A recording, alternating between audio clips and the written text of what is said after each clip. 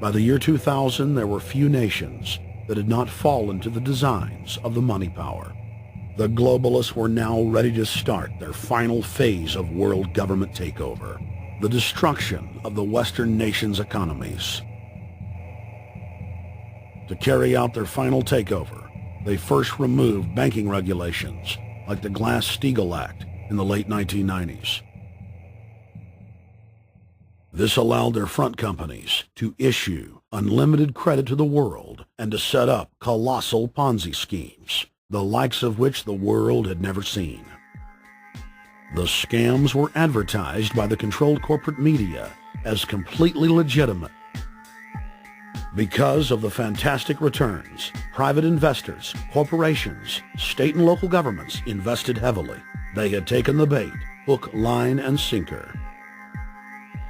To destroy confidence, in late 2007, the bankers themselves began to badmouth the scams they had created. Next, the central bankers cut off the tsunami of fiat money that they had been using to pump up the bubble. When Congress and the public refused to write the finance oligarchs a blank check, the bankers began to engage in financial terrorism. They said that the world would go into another Great Depression unless their demands were met, further destroying confidence.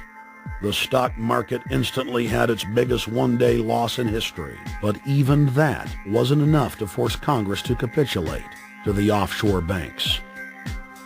Senator Inhofe of Oklahoma and Congressman Brad Sherman of California, amongst others, told the world that the entire Congress had been threatened with martial law by the White House and the Treasury Department if they didn't pass the so-called banker bailout bill. The only way they can pass this bill is by creating and sustaining a panic atmosphere. That atmosphere is not justified.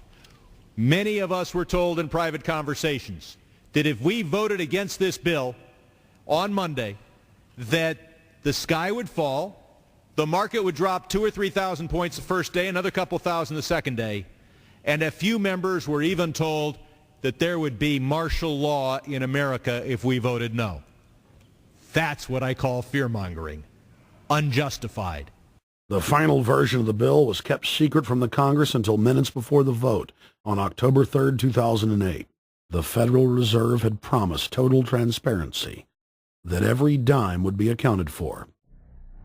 To Democrats and Republicans who've opposed this plan, I say, step up to the plate. Let's do what's right for the country at this time, because the time to act is now. To prevent the possibility of a crisis turning into a catastrophe. After its passage, the public learned with horror that the bill was really a financial coup d'etat by Wall Street. The bill didn't just give $700 billion to the banks. It was a blank check. And as of February 2009, $9.7 trillion has disappeared into a black hole. Within 24 hours of its passage, Secretary of Treasury Henry Paulson said they were no longer going to use the money to unfreeze the mortgage market by buying bad debt. We went to Congress. Illiquid assets look like the way to go. As the situation worsened, the facts change. I will never apologize for changing an approach or strategy when the facts change.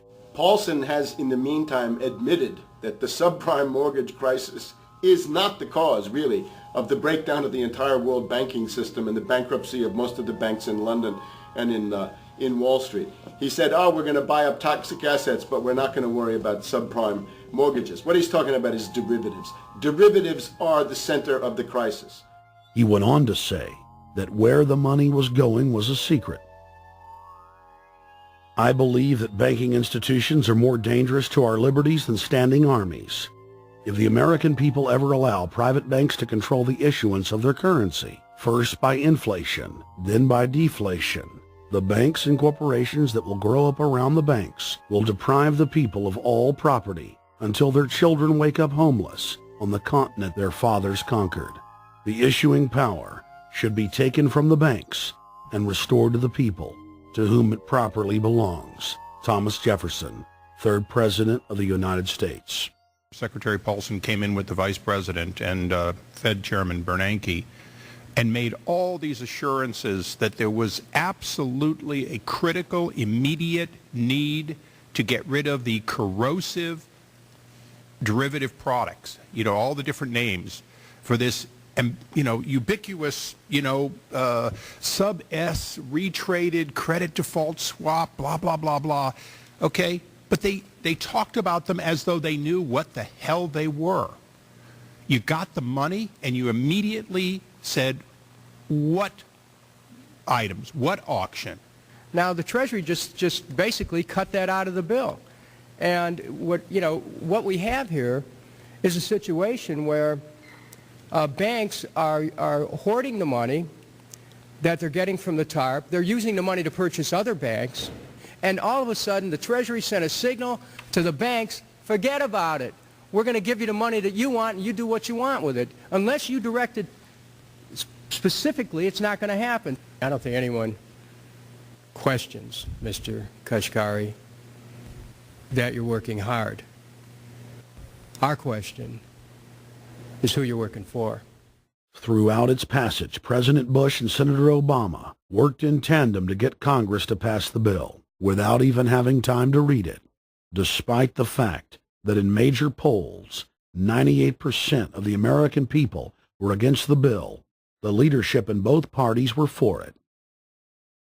And I really want to commend Barack Obama, because as we were involved in the this and that and different provisions of the bill to persuade people, he really gave them confidence that this was the right decision for the American people, even though it wasn't, in our view, a great bill for them to vote on. I want to take a particular moment to also thank an individual who's not here, and that is Barack Obama, who made numerous calls not only to all of us, but to members of our caucus, and helped us gather the votes on the Democratic side to pass this legislation.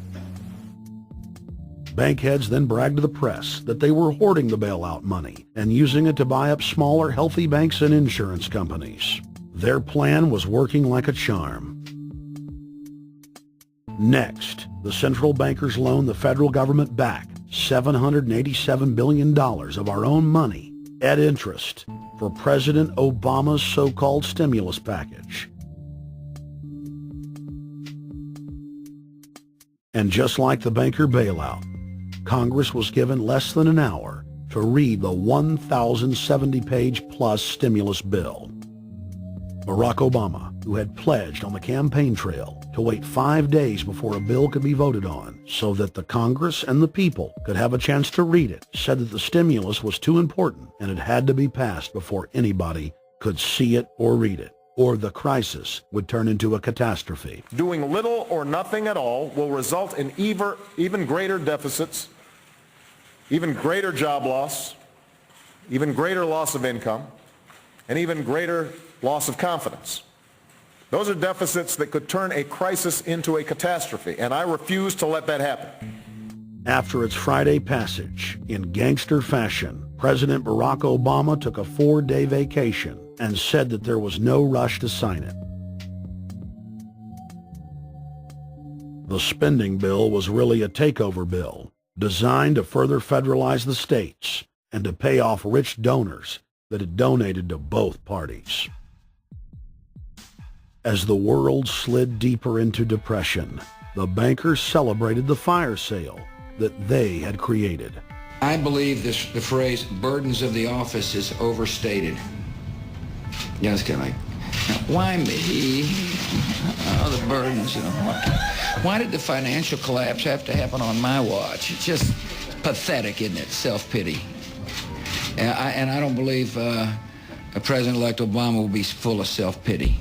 With their access to unlimited fiat capital, they could now buy up sectors of the world economy not already controlled by them.